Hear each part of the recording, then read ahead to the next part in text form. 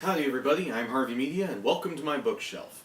This is the part of the show where I, as a fan of movie superheroes more than original comic book source material, explore the world of the comic book medium, the original source material for most of the characters that I love, and I try and bring you people into my journey and so you can see where I went and the different exploratory passageways I've found. Obviously, it's unscripted, and I just kind of say whatever's at the top of my head when I'm doing this. So I apologize for whatever that little tangent was. Anyway, last time I was talking about a particular Marvel book that I wanted to talk to you guys about, and for some reason I couldn't find it, so I had to talk about two DC books. As it turns out, the book was on the shelf right in front of my eyes the entire time after reviewing the footage from last time, and I was quite embarrassed, but I'm going to talk about it today. It's at the bottom of this stack, because after I found it and stopped slapping myself silly for having missed it in the first place, I then had to, of course, pick it up and start reading it again. Now this is an old book. This is definitely out of print, and if you can see, you're a little bit farther away than you are usually in these videos. But it's incredibly chipped, incredibly badly mishandled. I had this when I was a kid. This is one of the first collected editions of comics I ever picked up. Apologize for scratching my nose there. That was vile and disgusting. There are pages falling out. There are places where the pages are chipped. There's black stuff on the pages where I must have put it in a backpack with one of my pencils or something. It's just disgusting. But I love this book very much. This book is out of print because, well, first I should tell you what it is. It says Marvel Comics presents Fantastic Firsts. Literally what it is it's the first appearance, and the origin stories of each of a number of Marvel's characters. I couldn't say each of them because there are a lot of them, as any of you who have been watching movies know. For instance, Fantastic Four, Ant-Man, the Hulk, Submariner, Spider-Man, Thor, Iron Man, Surgeon Fury, Doctor Strange, Avengers, X-Men, Captain America, Daredevil, S.H.I.E.L.D., Silver Surfer, and Wolverine. Now, the reason why this is out of print, even though it seems like a really good beginner's guide to the Marvel Universe, just like Justice League Secret Origins that I talked about last time, was a great introduction to the DC Universe, even though they were reconstructions of the origin stories rather than the original versions. But the reason why this is out of print is because Marvel has actually expanded on this idea and created a whole line of firsts books. I believe it's the other one's right here. Yeah. This is what the line looks like now. Marvel First. They got rid of the Fantastic part, which I think is foolish, personally. I think Fantastic First is wonderful alliteration, and if there's anything that Marvel is known for, it's adjectives. Amazing Spider-Man, Incredible Hulk, that sort of thing. Marvel First. So what the book is now. I got this book in addition to this one because this is specifically the World War II heroes, and they are now a much more exhaustive selection of Marvel characters from different decades. This is specifically their World War II superheroes.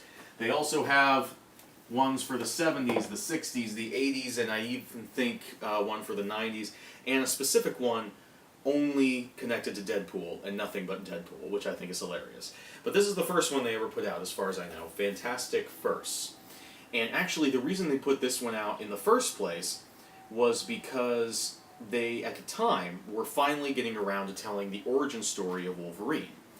Not the Weapon X bit, but the bit where, from the beginning of X-Men Origins, where he wakes up and he's a little kid and he's got bone claws that come out when he's angry, and he's a sickly little child that suddenly gets bone claws and stuff like that. That story, from like the very opening scene of X-Men Origins. That's actually from the comics, a very recent miniseries at the time that this book came out. And in order to celebrate that, they put out this book to talk about the origin stories and first issues of all of these characters, so they could reprint the first issue of Wolverine Origin, or just Origin as the miniseries was actually called. And it was kind of a sneaky thing, because the first issue of Origin, while it does hint at the origin of Wolverine, because it's the first issue of a modern day comic, it only tells part of a story, and you have to pick up the other issues. So you would get this book, you would get all this material reprinted from other things, and if you wanted to get into any of these characters, you had to buy other books. It was ingenious, marketing-wise. And even Origin, you don't even know anything about Wolverine's origin by the end of that comic. You don't know who it is. In fact, the issue directly misleads you as to who Wolverine is going to end up being. So at the end of that issue, you need to pick up the next issue of Origin in order to figure out what's going on. Never did, because Origin was far too grim and dark for me when I was the little kid that picked this book up. I don't remember how old I was. Probably wasn't that young, but still, I was a sensitive child. But yeah, this introduces all the different things. It's not quite as detailed and exhaustive as the new ones are, and I would definitely go for the new ones. Actually, I'm not sure if that's true either. Here are the strengths and minuses, the pluses and minuses of each version. The new versions, these Marvel First books, include the first issues of everyone. Virtually everyone. So you get literally everyone, even the people that you don't care about. Like, this book was really interesting for the first half, but as soon as, at a certain point, Captain America's origin happens in this, and everything after that is just boring, frankly. Because Captain America was a big turning point in Marvel, where before that, they were creating all these characters. I got this very recently, like this year, by the way. This is not a new thing. But like, Marvel was mostly like horror or like shocking stories. Like their first two superheroes were the Human Torch and the Submariner. And they were not traditional superheroes. Like DC, even back in the day, was doing traditional superheroes. But Marvel, even at the time, was saying, let's take a superhero with a difference. Like the Human Torch is a superhero who destroys everything when he touches it. Submariner is kind of a superhero, but he's also an evil jerk who will kill Americans just as fast as he'll kill Germans.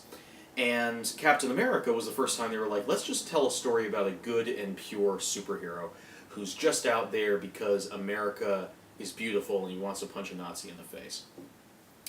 And after that, everybody was just Captain America, and suddenly it got real boring because Captain America was a formula that you can't really duplicate all that well.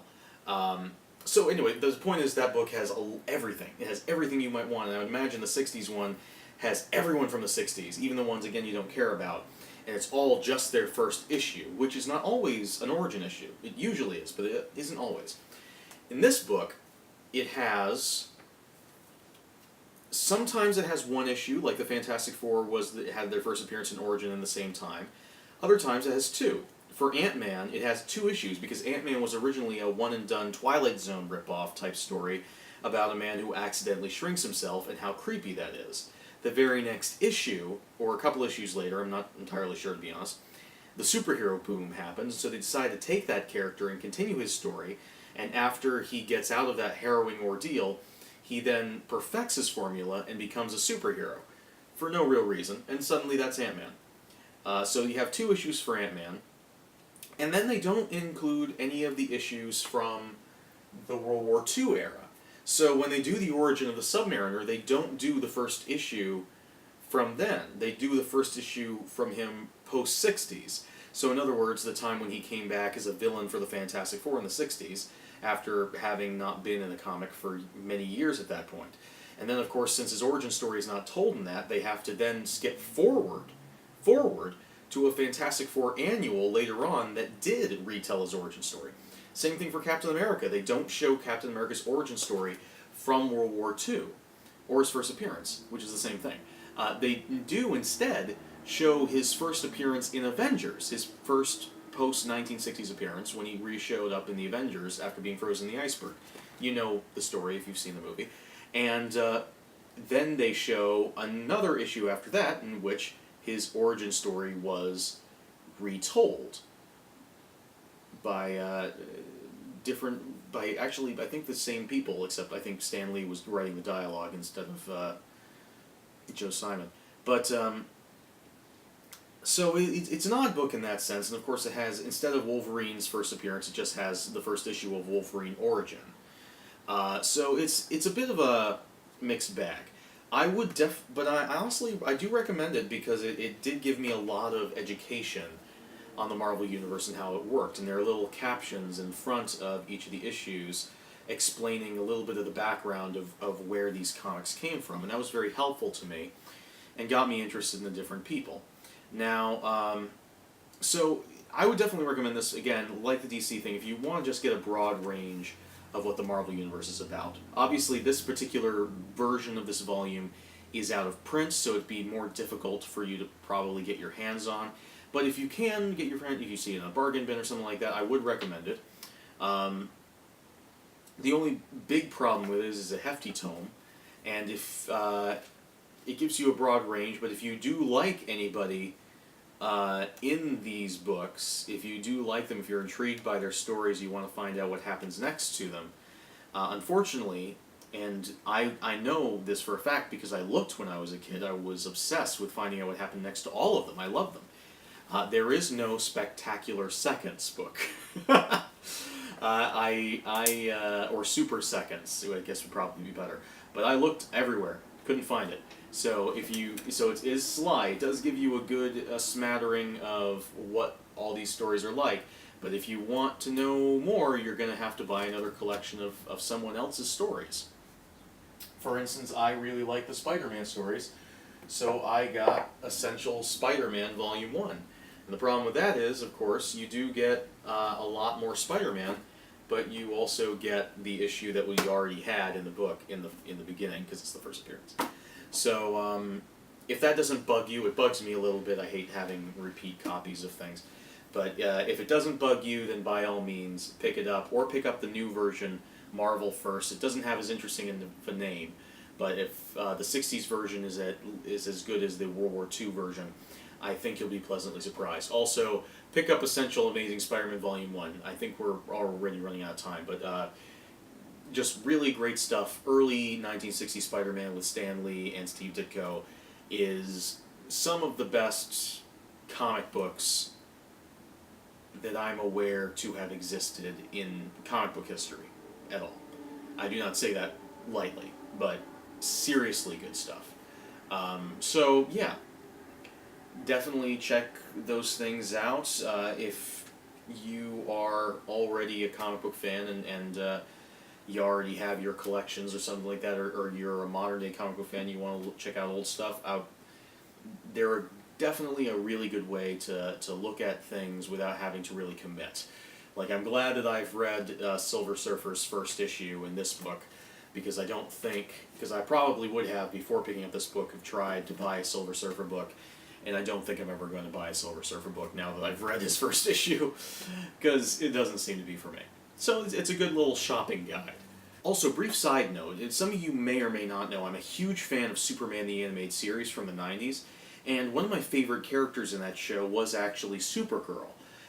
Their version of Supergirl, Kara, who I know was supposed to be from another planet, but was actually Superman's cousin. It was weird, and she was flying around.